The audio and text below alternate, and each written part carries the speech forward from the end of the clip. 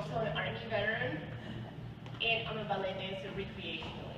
And I'm also a wife and a mom to two beautiful children right here. So I'm very happy to be here today, very excited to talk about something that really is important for everybody. I'm going to talk about the stereotypes regarding fitness. There is all these ideas floating around in the collective mind that people use as excuses to not get to be their best self, to not get as fit as they can be. And these ideas are based on absolutely no reality. There is no facts, no science that proves these ideas right, but they're always there. They're being used as excuses. They're in the back of our heads, and people just throw them at you and themselves as an excuse not to do what they need to do. So what I want to do today is I want to define what fitness is briefly for you guys. I want to tell you how to achieve it and go over a few of these stereotypes and debunk them, basically. We live in a society that's controlled by the media, and the media wants us to buy products. In an ideal world, the media would inform us impartially. It would tell us what is good for us, what's best for our health, and we would be able to think for ourselves and buy products accordingly. But in reality, the media just wants to sell, sell, sell. They don't care if the product is actually beneficial. It's all about how much money they can make. So let's define fitness. Fitness, to me, is a condition of overall health and balance that results from conditioning your body with proper exercise, proper nutrition, sleep, rest, and a general balance in your life. Biology defines fitness as the ability of an organism to adapt to its environment and to produce healthy offspring. Of course, this also is fitness, because if we couldn't survive as a species, we definitely would be unfit. How do we achieve fitness? By following a protocol where we address all its elements. The exercise elements, the emotional elements, stress management, rest, and fuel, which comes through nutrition and hydration. So let's get into the meat of what I'm talking about. Let's break down the stereotypes that people are so keen on using to not do what they need to do. Number one is for the ladies, specifically. Myth number one. Women must do a lot of cardio and eat very little food so they can become these skinny, pretty, mean girls that they see on TV. That's the ideal that the media puts out there for us as women to aspire to. This is very sad because, and also the fashion industry puts out this ideal. This is not a healthy idea. Just because you're skinny doesn't mean that you're a healthy person. In most cases, it means that you are starving yourself. And you might be alright, you might cruise around for a little while, but eventually you're going to start decaying and degenerating because your bones will become brittle and your mind won't function properly if you're not getting the adequate nutrition. But this image sells a lot of products. I started my career in the fitness industry. That's what my bachelor's degree is in fashion design. And I left the industry after only a year of working in it.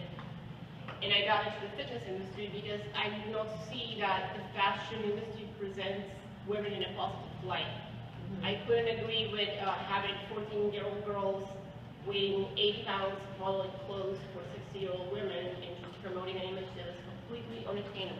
So I just left the industry, and the fitness industry is something that came naturally to me because I really wanted to help myself and people to be their best selves. So, cardio. Cardio is only one element of fitness. It's to strengthen your cardiovascular system. Yes, you need it. You need to do some of it. But most importantly, you need to strengthen your muscular system. Muscles burn a lot more calories than fat. Muscle at rest burns a way larger amount of calories than fat.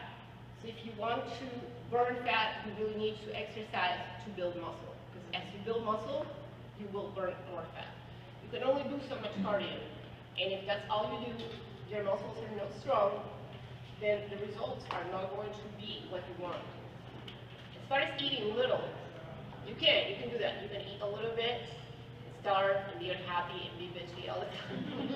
Or you can not care, whatever you want, and you will most likely be overweight and get sick at some point.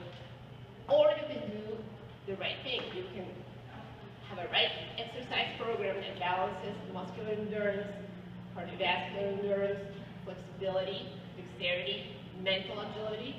You can have all that, and then you can eat a lot more food. Trust me, we eat a lot of food. It's not cheap in our house. A body needs this proper food to perform correctly.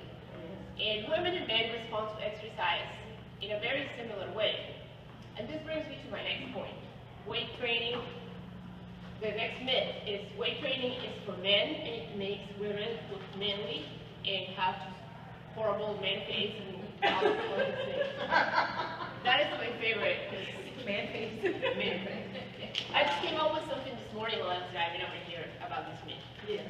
Saying that working out with weights will make a woman look like a professional bodybuilder.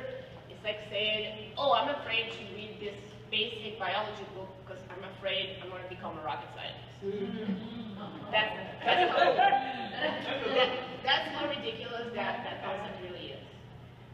Women that choose to embrace professional bodybuilding, and by the way, in the sport, what is called women's bodybuilding, is at the higher level of muscularity. There's three more divisions called physique, figure, and bikini, where you can have less muscle definition and size and still compete because you're still training. You're just not training for larger muscles.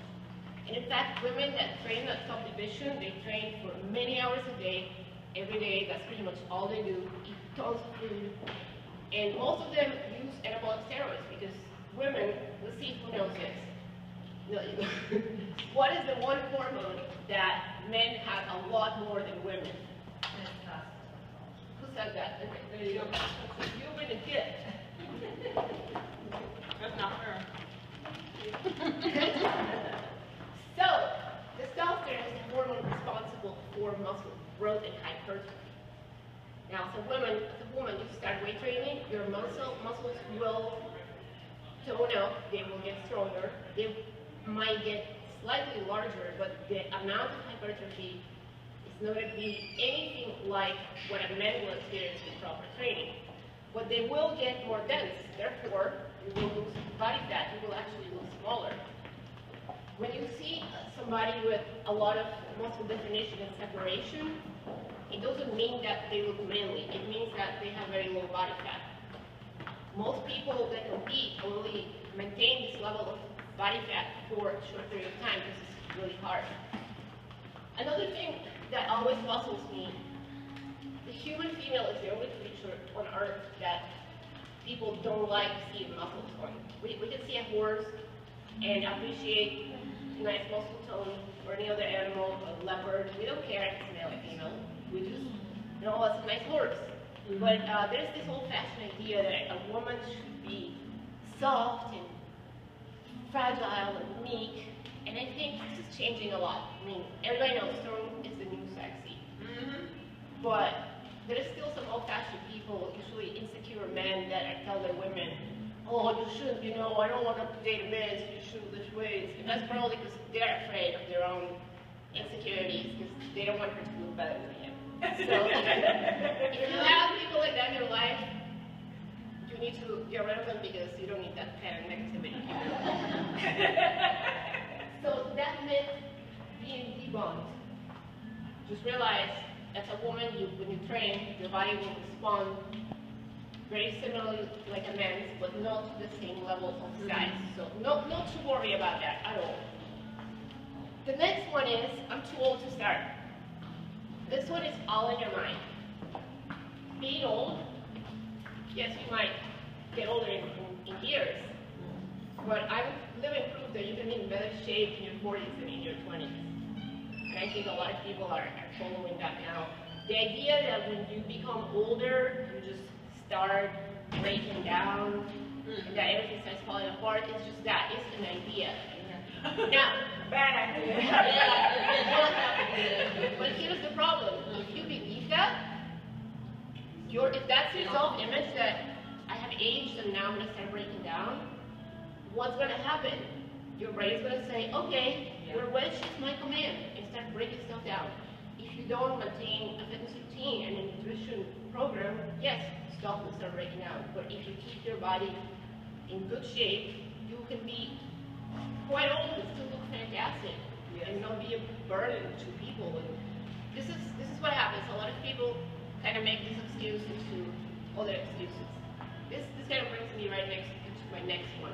People say, I have other priorities now. I'm not a kid anymore. I can be in the gym all day.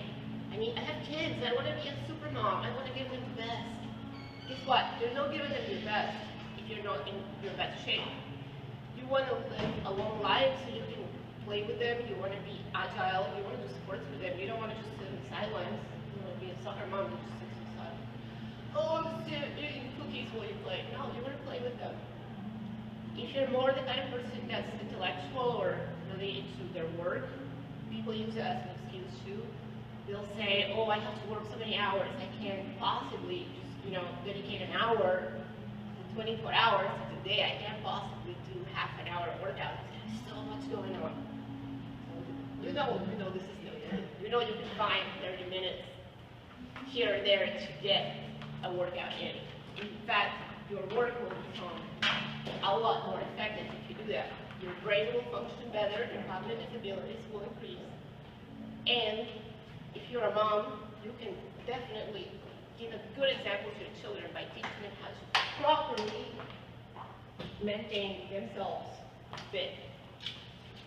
So don't use the excuse that you have kids or you have too much work or anything else, because that's all it takes. I can make you a program that you can do at home with no equipment in 30 minutes. You can do it in your office. So that is not an excuse at all.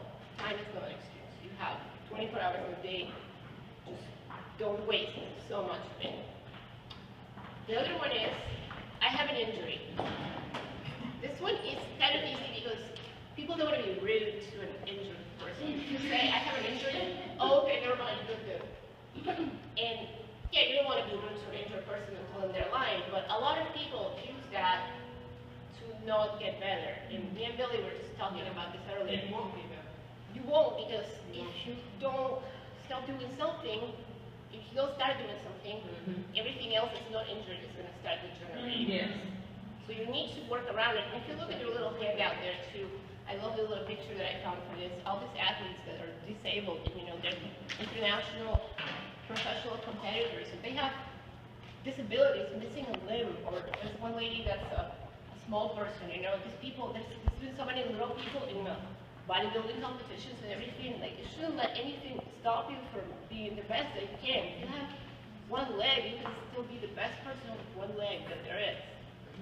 So if you have like a swollen ankle because you twisted it, don't tell me that you can have an exercise program with your ankle. It's a matter of how you perceive your pain and your discomfort. You need to differentiate between pain and discomfort. Serious pain is something that needs to be addressed and maybe seen by a doctor, sometimes not, sometimes they mislead you. But discomfort is something that you feel that you should get used to as part of life. I will never forget this lady, client of mine. She was a friend. She called me because she wanted to train with me. So I took her to a beginner's type session. And she calls me the next day and she's like, oh my God, Natasha, I gotta go to the doctor. I think I'm dying. I'm like, what's wrong? What's wrong? She's like, oh, this cannot be right. I feel the muscles ripping away from the bone. I was like, okay, calm down. This is normal. Go take a bath. Go walk it out. Well, she was so traumatized by this discomfort. She didn't come back for 2 weeks. So what happens is, we had to start over. And we're still struggling with this a little bit because her perception of discomfort is so dramatic, it's so enhanced, that she doesn't realize that it's just part of life. Like, live with it. It's okay. You won't die. So don't use an injury as an excuse. Don't use a little bit of discomfort as an excuse, to work out, to get in shape. So the next one that I'm going to talk about, this one is my last one, my last official one. It's kind of a fun one. It's called, I do not want to start working out and lose my butt. I hear this. It won't. Don't say that. Don't say that. I hear this about once a week, at least, from women. Oh, you know, I really want to work out, but I don't want to lose this. Well, let me just put this one to rest right here. Tight and right. Let me put it to rest with science. Your derriere is a group of muscles that, if you're genetically gifted, like some people are, this lady right here, it's already round. It's a muscle that its natural shape is very round, and then it's covered with a small layer of body fat, and then if it's covered with a large layer of body fat and you lose that, but your natural muscle shape is still round, it'll still be there, don't worry. It'll just look a lot better. Now, if what you have down there is a large layer of body fat and your glutes are actually flat, then you're not fucked. You will lose it for a little bit, but guess what? You can build it. And the ones built from zero are fantastic because people that are not blessed with it naturally, they want it so bad. I was one of those people. It's like, you want nothing more than to make that area nice. So you will work really hard on it and it pays off. So no, you will not lose your derriere, David. You will only lose what's bad about it. So don't use that as an excuse either. Now that was my last point, but I thought of a couple more things, and I'm only going to touch on them briefly. One thing is genetics. People use that a lot. People say genetics, there's a predisposition in my family for this disease or that, so I'm probably going to get it anyway, so I'm not even going to try. You know, it's a typical thing that people say, oh, you know, diabetes runs in my family. No, nobody runs in your family. That's the problem. So, yeah, there's a new science called epigenetics, where they're studying the actual role of genes in disease. And what the scientists are finding out is that genes only play a certain role. They're a switch. Environment is more important. So if you place your body in the right environment, give it the right nutrition, the right rest, the right hydration, the gene that might have caused you that disease, it's not going to turn on. It's just going to be like, okay, well, I'm not wanted here. I'm just going to stay asleep. So that's another one, big one that people don't want to accept, but it's really what you do more than what your genetics are. And the other one is culture. I know from the half of my family that's South American, it's a very common thing to say, like, oh, you need to eat more. Oh wait, my Russian family does that too. You go to grandma's house and they're like, eat, you're so skinny. And it's the older people, they just always want to be feeding the kids all the time, and when you go home and it's part of the culture so much to just overeat and overindulge that it seems normal. But it's not. You can learn to control that. You can go to your family gatherings and be like, no, I'm good, I've had enough. And people are going to get mad at you because that's what grandmas do. What you need to is your health. So the best thing you can do is maybe try to educate everyone a little bit of why you're changing your ways. Yes. So basically, this is what I wanted to tell you today. Who is going to tell me what excuse have they used? Who is? I have used an injury before where I have sciatic nerve, and so my lower back hurts. And so instead of me saying, okay, I can work my upper body, I just say, well, I can't go to the gym today. So. You get a gift for your honesty. Thank you for sharing. Well, so let's just share with me some way that they have basically done wrong to themselves. I'm going to give you the number one, and I don't want to get it. Tired.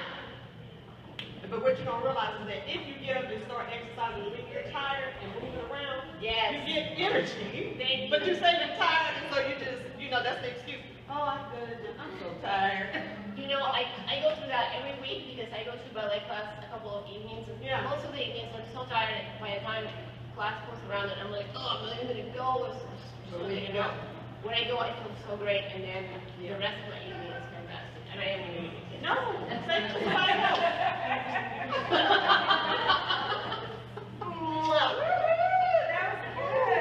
So I hope you guys learned, and now next time you want to give yourself a an excuse, just now it's a good awareness, so you will probably feel like, oh, I shouldn't use this excuse because I put it out there and hopefully it stays there. And eventually you will stop from using this excuse. Yes. I hope you learned a lot.